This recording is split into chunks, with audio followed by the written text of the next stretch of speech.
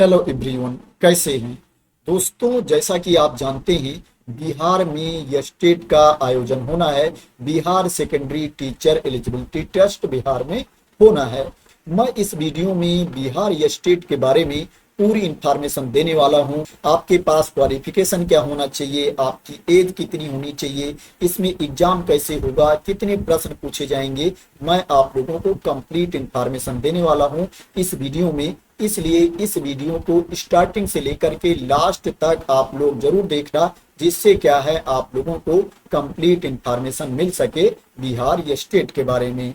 Qualification की बात करें तो दोस्तों, अगर आप पेपर 1 के लिए अप्लाई करना चाहते हैं, दोस्तों जो पेपर 1 होता है क्लास 9-10 के लिए होता है। अगर आप कक्षा 9 से लेकर के 10 तक के छात्रों को पढ़ाना चाहते हैं, कक्षा 9 से लेकर के 10 तक के शिक्षक बनना चाहते हैं, तो दोस्तों आपके पास ग्रेजुएशन की डिग्री होनी चाहिए, स्नातक की डिग्री आपके पास होनी चाहिए और उसमें 50% मार्क्स होनी चाहिए, 50% अंक होनी चाहिए और आपके पास बीएड की डिग्री भी होनी चाहिए।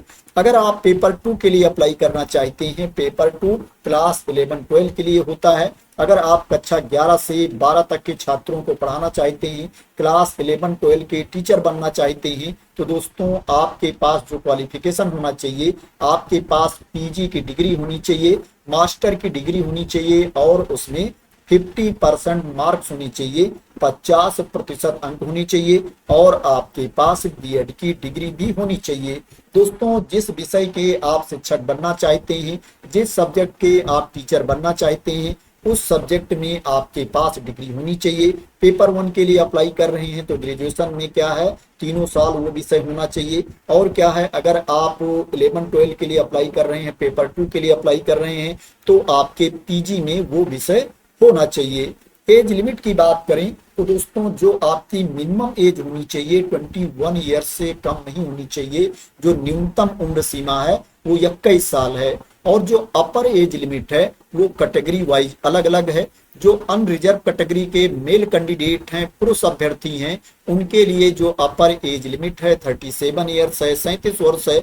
और जो बीसी कैटेगरी के कैंडिडेट हैं, ईबीसी कैटेगरी के कैंडिडेट हैं, पुरुष और महिला अभ्यर्थी, और जो अनरिजर्व कैटेगरी की महिला अभ्यर्थी हैं, फीमेल कैंडिडेट हैं, उनके लिए जो अपर एज लिमिट है 40 ईयर्स है, 40 वर्ष है।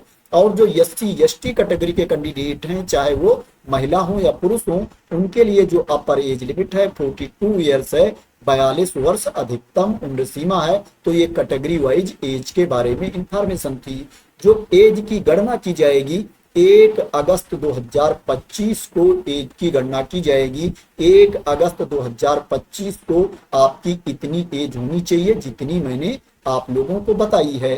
दोस्तों बात करें कि इसमें आपका पेपर कैसे होगा, कितने प्रश्न पूछे जाएंगे, तो दोस्तों इसमें क्या है, जो पेपर होगा उसमें टोटल आपसे 150 क्वेश्चंस पूछे जाएंगे, 150 प्रश्न पूछे जाएंगे और उसके लिए जो अंक निर्धारित है, जो मार्क्स आपको दिया जाएगा 150 मार्क्स दिया जाएगा। 150 अंकों का पेपर होगा और जो आपको टाइम दिया जाएगा 150 मिनट्स का टाइम आपको दिया जाएगा। 150 मिनट का टाइम आपको दिया जाएगा पेपर देने के लिए। घंटे में बात करें तो 2.5 घंटे का टाइम आपको दिया जाएगा। जो एग्जाम होगा वो कंप्यूटर बेस्ड टेस्ट होगा, सीबीटी मोड में आपका एग्जाम होगा। दोस्तों सबसे अच्छी बात यह है कि इसमें निगेटिव मार्किंग नहीं होगी। अगर आप किसी प्रश्न का गलत उत्तर देते हो तो उसके लिए आपके कोई अंक नहीं काटे जाएंगे। जो प्रश्न पूछे जाएंगे वो ऑब्जेक्टिव टाइप के क्वेश्चंस पूछे जाएंगे, बहुविकल्पीय प्रश्न पूछे जाएंगे। एक प्रश्न 1 अंक का होगा। दोस्तों इसमें निर्दिष्ट विषय वस्तु से 100 प्रश्न होगा। 100 अंक का जो प्रश्न होगा वो निर्दिष्ट विषय वस्तु से होगा और शिक्षण कला एवं अन्य दक्षता से 50 क्वेश्चन होंगे। 50 प्रश्न जो होगा वो क्या है, शिक्षण कला एवं अन्य दक्षता से होगा। टोटल 150 अंकों का आपका पेपर होगा। तो ये एग्जाम पैटर्न के बारे में इंफॉर्मेशन थी। दोस्तों इसमें क्या है, मिनिमम क्वालिफाइंग मार्क्स भी है, उतना आपको लेकर के आना पड़ेगा, तभी आप पास माने जाओगे। अगर आप उतना नहीं ला पाते हो तो आपको पास नहीं माना जाएगा। मैं बता देता हूं किसको कितना अंक लेकर के आना है। दोस्तों जो जनरल कैटेगरी के कैंडिडेट हैं, अनरिजर्व कैटेगरी के कैंडिडेट हैं, उनको 50% मार्क्स लेकर के आना है। 50% अंक लेकर के आना है। और जो बीसी कैटेगरी के कैंडिडेट हैं उनको 45.5% मार्क्स लेकर के आना है, 45.5% अंक लेकर के आना है। ईबीसी कैटेगरी के कैंडिडेट को 42.5% अंक लाना है। एससी कैटेगरी के कैंडिडेट को, एसटी कैटेगरी के कैंडिडेट को, पीडब्ल्यूबीडी कैटेगरी के कैंडिडेट को 40% अंक लेकर के आना है। और जो महिला अभ्यर्थी हैं उनको भी 40% अंक लेकर के आना है। तो यहाँ पर ये जो न्यूनतम अर्हतांक बताया गया है, क्वालिफाइंग मार्क्स बताया गया है, इतना लेकर के आना है, तभी कैंडिडेट पास माने जाएंगे। अगर इससे कम अंक आप लेकर के आते हो तो आपको पास नहीं माना जाएगा, आप बिहार स्टेट क्वालिफाई नहीं माने जाओगे। दोस्तों फीस की बात करें तो पहले इसमें फीस ज्यादा ली जा रही थी, लेकिन अब बिहार सरकार ने फीस कम कर दी है। तो दोस्तों अब जो आप लोगों को फीस पे करना है, मात्र 100 रुपए फीस पे करना है, 100 रुपीज फीस पे करना है सभी कैटेगरी के कैंडिडेट को। तो दोस्तों आशा करते हैं कि आपको क्लियरिटी मिल गई होगी बिहार स्टेट के बारे में, बी स्टेट के बारे में। दोस्तों अगर आपको क्लियरिटी मिल गई हो और ये वीडियो आपको पसंद आई हो तो इसको लाइक कर देना, शेयर कर देना, और मेरे चैनल को सब्सक्राइब ना किया हो तो सब्सक्राइब कर लेना। इसी तरह की इंपॉर्टेंट अपडेट के लिए, इंफॉर्मेशन के लिए, वैकेंसी की न्यूज के लिए, एजुकेशनल कंटेंट के लिए।